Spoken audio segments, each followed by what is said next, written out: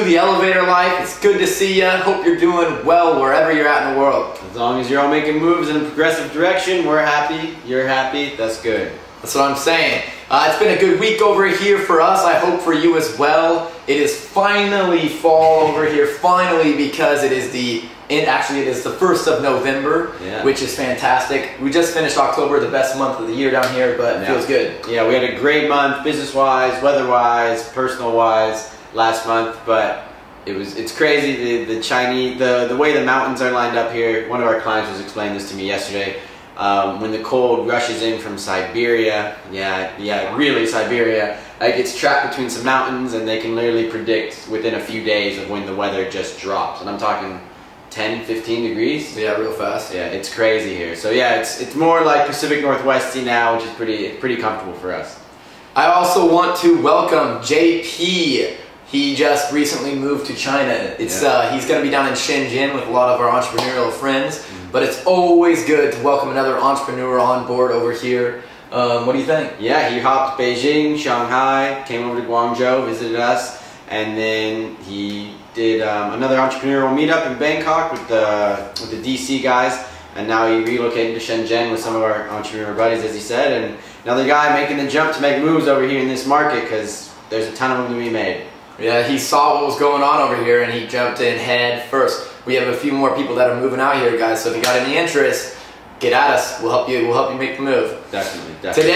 Today we got an important topic, probably the most important topic that you need to understand if you're ever going to be doing business with any kind of within the Chinese culture, and that is building Guanxi in China. Yes. Okay, how important really is it to have Guanxi in China? It's everything. And we talk, Guanxi in Chinese means connections or relationships, so we always talk about the networking, and bar none, this country is ran on Guanxi. I'm talking everything from connections to business, connections to getting in trouble, whatever you need, this country is built on and ran by that. It's unbelievable to see how important it is.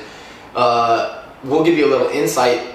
All of our wine business, every single big client that we have, all the sales have all come from deep developed relationships. And those are relationships that have been developed over a long time, and those are turn into your clients. I remember one of the wine shows we were up at. With these wine shows, you know, you have all of these random distributors in different cities coming in, walking by your booth. Those are not really helpful if you're trying to make sales. Why? Because the relationships aren't there. We ran into a brand new company of Americans that were trying to do the exact same thing we were, and they couldn't understand why they weren't having success at these shows. Yeah. And then I thought back on it, and I was like, actually, all of our relationships, all of our sales, everything that we built our business on has been through direct relationships that we've developed. Yeah. And it's also interesting to point out, this isn't just with Chinese nationals. This is with the foreigners who also live in China and have adopted this principle as we have as well. We love to, do the whole networking and building it with them because that's how the business is done here. So we had to adopt that method. But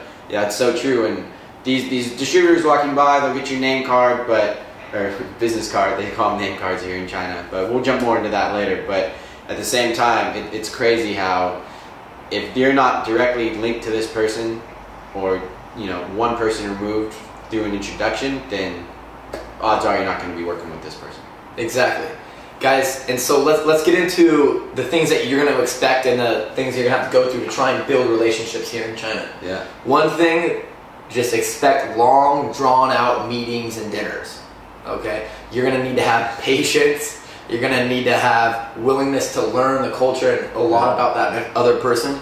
And the thing is, guys, with patience, you're going to have to go to meetings and dinners that are hours and hours long without ever talking about business, okay? Without ever even mentioning it. It's just part of the process of building these relationships. And you might not even be building a relationship with someone that you're gonna work with right now, but it'll always come back some way or another in China. People know people, and that these relationships that you spend hours and hours building will turn out to help you years down the road. Yeah. I met with one of our biggest potential clients yesterday.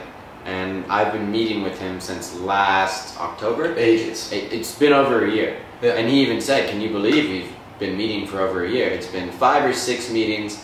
Each one lasts hours. Literally, From the beginning, the first time I was gone, tell me, what were you doing for 4 hours? And we're talking politics, we're talking weather systems, we're talking potential war between China and the US, we're talking current events, Chinese history, anything, Chinese culture. And he even told me yesterday, he was like, you know, we're working together because I can talk business in 10 minutes, but the whole reason we appreciate our relationship is because it's been so long, drawn out, and I can see this is something real, and this is a huge, huge client. So it was really exciting feeling yesterday to see, wow, you know, it really paid off, all these hours and hours of small talk, conversations, eating things I didn't really want to eat. It worked out, and that's all because of the time we spent together getting to know each other, and we enjoyed each other's company, and now we're doing business together. Yeah, and let's clarify for a second, guys. This meeting yesterday, the guy that he's been meeting with for a year, we still haven't officially done business. Yeah. Yesterday was getting a lot closer to it, but that shows you the amount of time that went into developing that relationship with a client that does have huge potential for us. Yeah. Okay, but the relationship's there and established for us to start doing business together, which is exciting. Yeah. You know, but that's just gives you a little inside view of how long it can possibly take to cultivate these relationships. He said it may even be another year before they fill their potential quota. But that potential quota is large, and also the clients that they access are big names, so it's more. It leads on to more. Exactly. So a lot of you guys are probably asking, how do we go about meeting those people? How do we go about cultivating these relationships? How do we start this thing, guys? The thing about Chinese culture is they're really open to inviting you places. You will always receive invitations. Sometimes you'll go to one group function and then you'll receive an invitation to everything they do there on forward. So our rule is you always accept an invitation. Always. You don't know maybe at the time what the purpose is for or what the advantage is going to be, but hey, a group of us went up to Fuzhou for a tea event. We're not even in the tea industry, but we went up there to meet with who we knew were going to be up there, government officials, all different types of people. We're not even in the industry, but we accepted the invitation so we could expand our network. Yeah, and we met, I mean, some of the biggest people in the tea industry. Well, how's that related to wine? If you look, tea is a huge culture here. Think of the people who own the tea companies. They throw banquets, they throw events, those are corporate gifts. It just, and even if not, some of these tea people, they came from all over the world. Oh, my friend imports French wine, but he distributes in Southwest China. We don't have distribution there yet. What's his name? What's his information? Just building, snowballing. So yeah, yes to everything. Dinner, lunch, tea, an event, even something you don't even know what it is. Even if it's inconvenient. Yeah, you just know. And because that gives them face, and you face, you're open to starting a relationship with them, and they're open to receiving you. And then you just have to build from there. It's unbelievable when you are building these relationships, sitting down to dinner with them, how much meaning it has for them. If you're genuinely interested in asking them questions, learning and spending time with them, that means so much to them. They love it. They absolutely take that to heart, and that's why business will go well for you if you really understand the aspect of building your Guanxi here in China. And the thing is, yeah, we're selling things on the ground here, so we're looking for clients, but that has nothing to do with saying Guanxi is only important for people that are buying from you. It doesn't matter what business you're in here. If you're sourcing, if you're selling like us, maybe if you're looking for a big corporate job, all that is going to be based off Guanxi relationships with your factory, if you're sourcing agent or whatever. Everything is dependent on these relationships here on the ground because they can work with anyone, okay? But they'll work with you if you make the extra effort to develop a relationship with them. Yeah, exactly. That's perfect what you just said. This theory applies everywhere, but in China, it's like of utmost importance, and being able to truly show you're interested, you know, want to learn about, they want to learn about you, they're curious as well. And you know, we're talking small talk questions from how big is your family to how much money you make to, you know, what are you, they'll ask anything. There's no censor, if you will. Yeah. And I mean, you can come up with your own ways to avoid some of the questions or laugh it off, but definitely, like, if you're open and honest with them, they're great at reading that, and then they like you and they'll work with you. It's that simple. Exactly. Guys, don't get through your head though. We are making it sound, like you only have to go to meetings and stuff like that. But you will be put in some very awkward situations that will push you to your comfortability boundaries, or however you would word that.